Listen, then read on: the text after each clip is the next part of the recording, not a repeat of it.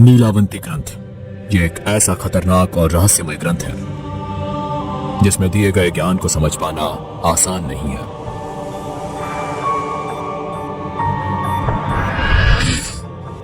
कहते हैं कि जो इस ज्ञान को समझ लेता है वो या तो महान शक्तिशाली कहलाता है या फिर मृत्यु को प्राप्त हो जाता है। यह कोई धार्मिक ग्रंथ नहीं है, परंतु इसमें दिए गए ज्ञान के माध्यम से महान शक्तियों को प्राप्त किया जा सकता है। लेकिन इस ग्रंथ के साथ एक श्राप भी जुड़ा है। वो ये है कि जो भी इस ग्रंथ को अधूरा पढ़ता है वो पूरी तरह पागल हो जाता है, और जो इसे पूरा पढ़ता है उसकी मौत हो जाती है। आपको ये बात जानकर हैरानी होगी कि यह अद्भुत ग्रंथ किसी इंसान द्वारा नहीं, बल्कि इस ग्रंथ को एक यक्षिनी ने लिखा था, जो बेहद खूबसूरत और अलौकिक शक्तियों वाली एक स्त्री थी। कई 100 साल पहले की बात है। उत्तर प्रदेश के एक छोटे से गांव में एक किसान रहा करता था। उसकी एक बेटी थी जिसका नाम था नीलावंती। नीलावंती बचपन से छोटे छोटे पशु पक्षियों और जानवरों के साथ खेला करती थी।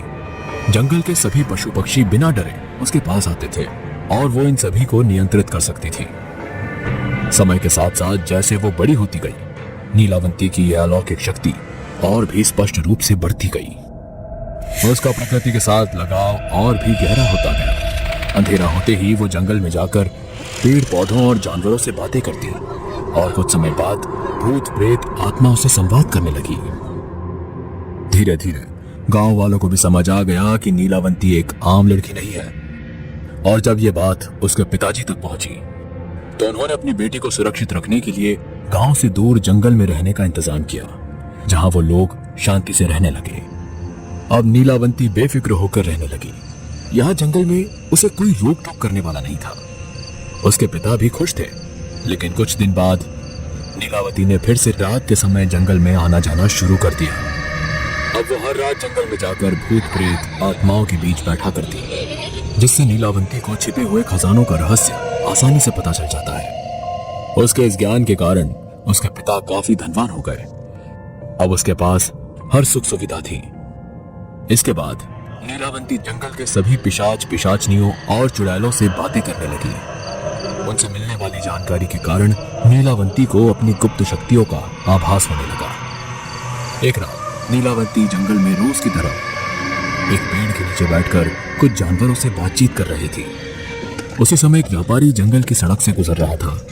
तभी उसकी बैलगाड़ी को लुटेरों ने घेर लिया। लुटेरे उसे लूटने के साथ साथ जान से खत्म कर देना चाहते थे। व्यापारी किसी तरह खुद को उनसे छुड़ाकर वहां से भाग निकला और लुटेरों से बचकर जंगल में छिपते छुपाते हुए नीलावंती के पास जा पहुंचा। ज्यादा चोट लगने के कारण वो बेहोश हो गया।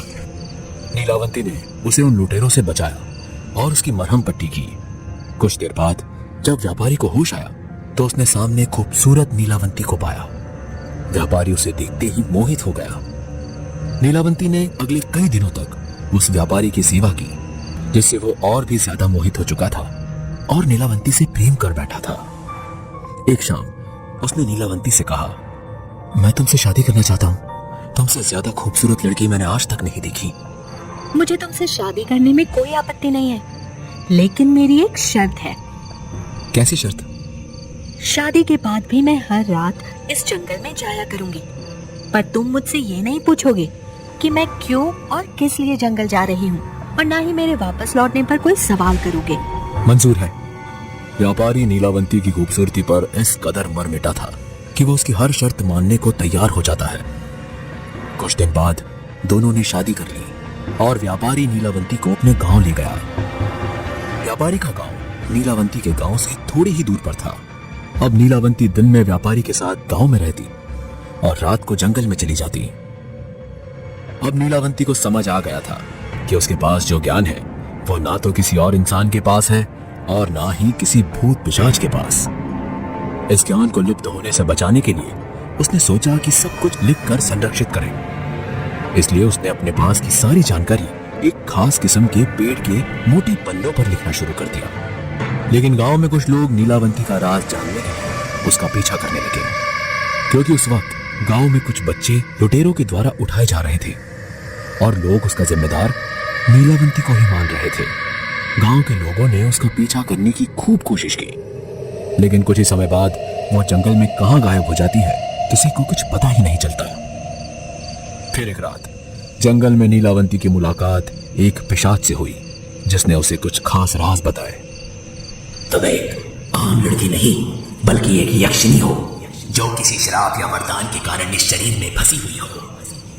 तुम्हें अपने लोक में लौटाने के लिए कठिन तपस्या और बलि देनी होगी। जब तुम जाप और साधना करना शुरू करोगी तब तुम्हें अपने लोक का रास्ता मिल जाएगा। पर मुझे वो रास्ता कहाँ और कैसे मिलेगा? पिशाच ने बताया कि उस दुनिया का रास्ता नदी से होकर गुजरता है। जब तुम इस नदी के पास पहुंचोगे तो एक कश्ती आएगी। उस कश्ती पर एक ऐसी शक्ति होगी जो चप्पू चला रही होगी। उसके तुरंत बाद तुम्हें पानी में तैरती हुई एक लाश नजर आएगी। जैसे ही वो लाश तुम्हारे नजदीक आए तुम उसकी कलाई पर बंधा हुआ ताबीज खोलकर अपने पास रख लेना और लाश को आगे बढ़ा देना। इसके बाद वो कश्ती धीरे धीरे तुम्हारे पास आएगी, जो तुम्हें तुम्हारी साधना के कारण मिलेगी। कश्ती के चालक को वो ताबीज सौंप देना। वो तुम्हें कश्ती पर चढ़ाकर तुम्हारी असली दुनिया में ले जाएगा। पर एक बात का ध्यान रखना होगा, ये कश्ती सिर्फ एक बार ही मौका देती है। अगर तुम इसमें नाकाम हो गई तो हमेशा के लिए यही रहना होगा।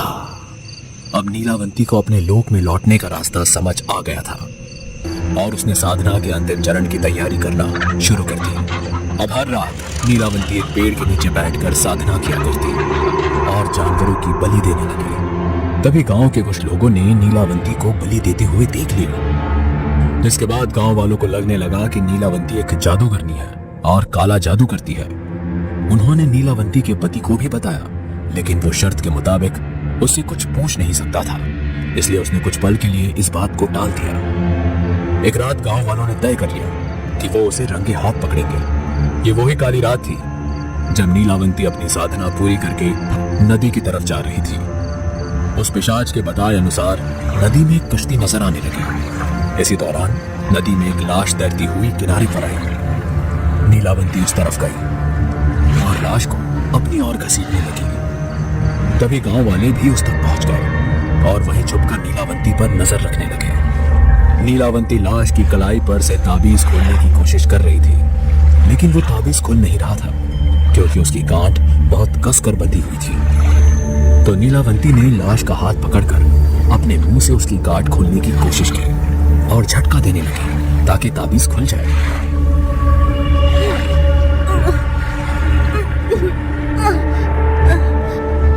लेकिन दूर खड़े गांव वालों को लगा कि नीलावंती शायद किसी इंसान को मारकर उसका मांस खा रही है। एक पल के लिए सभी डर के मारे कांप उठे। कई बार कोशिश करने के बाद नीलावंती ताबीज खोलने में कामयाब हो गई। अब उसके सामने वो कश्ती धीरे धीरे किनारे की ओर आने लगी। नीलावंती उस कश्ती में चढ़ने के लिए बेताब खड़ी थी। वो अपना पहला कदम कश्ती पर रखने वाली ही थी कि तभी गांव वालों ने उस पर धावा बोल दिया और नीलावंती को पकड़ लिया। मारो मारो मारो इसे, ये एक डायन है, इसे जिंदा मत छोड़ना। ये देखो, इस डायन ने कितनी बुरी तरह इस आदमी को मार डाला। छोड़ो मुझे, मैंने किसी को नहीं मारा। हमने खुद अपनी आंखों से तुम्हें इस लाश को खाते हुए देखा है। मैं तुम में से किसी को नुकसान नहीं पहुंचाना चाहती। अगर अपनी भलाई चाहते हो तो चले जाओ यहाँ से। कहाँ गई वो? ढूंढो ढूंढो उसे, वो जरूर यहीं कहीं होगी। नीलावंती किसी तरह से वहां से बचकर निकल गई और नदी से कुछ दूर पार झाड़ियों के बीच छुप गई। तभी उसके पति ने उसे देख लिया। उसका पति जैसे ही नीलावंती के सामने आया तो वो हैरान रह गई, क्योंकि उसका पति अपने असली रूप में आ चुका था। वो एक पिशाच था जो नीलावंती की शक्तियों से मोहित हो गया था। तो तुम एक पिशाच हो। मुझे पहले ही समझ जाना चाहिए था कि तुम भी मुझे धोखा दे सकते हो। मुझे तुम्हारा ये ग्रंथ चाहिए, नहीं तो मैं गांव वालों को यहाँ बुला लूंगा और वो तुम्हें मार डालेंगे। अगर वो ग्रंथ मुझे मिल गया तो मैं तुम्हारी जान बख्श दूंगा। नीलावंती के पास दूसरा और कोई रास्ता नहीं बचा था, क्योंकि वो कश्ती अभी भी वहीं खड़ी उसी का इंतजार कर रही थी। इसलिए उसने वो ग्रंथ पिशाच को सौंप दिया और साथ ही एक श्राप भी दिया। मैं ये श्राप देती हूँ कि जो भी इस ग्रंथ को अधूरा पढ़ेगा वो पागल हो जाएगा और जो इसे पूरा पढ़ेगा वो मर जाएगा। ये कहकर नीलावंती वहां से चली गई और कश्ती में जा बैठी। उसके बाद देखते देखते वो कश्ती अदृश्य हो गई।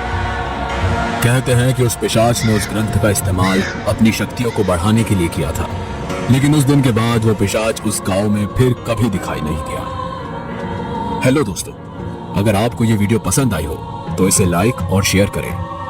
ऐसी ही वीडियोस देखने के लिए हमारे इस चैनल को सब्सक्राइब करें। तो मिलते हैं अगली वीडियो में, तब तक के लिए नमस्कार।